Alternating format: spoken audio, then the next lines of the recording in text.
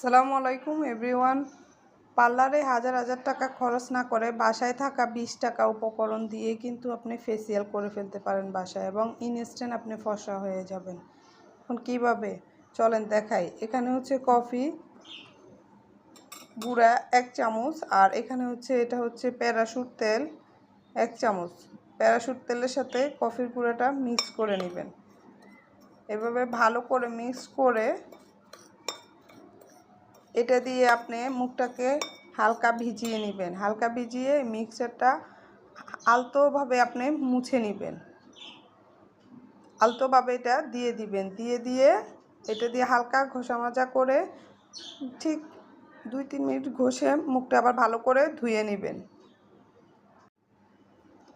তেল আর ওই যে কফি পাউডারের যে মিক্সচারটা আমাদের মুখে আমরা ম্যাসেজ করে নিব 2 মিনিট। তার পরবর্তীতে আমরা যে প্যাকটা আমরা দিব সেটা হচ্ছে এখানে বেসন আছে 1 চামচ আর 1 চামচ কফি পাউডার। এটার সাথে আমরা দুধ মিক্স করে দিব 2 চামচ বা 3 চামচ। মিক্সচারটা যতটুকু লাগে একটা প্যাক তৈরি করতে এটা আমরা করে নিব। তারপরে লেবু দিয়ে দিব।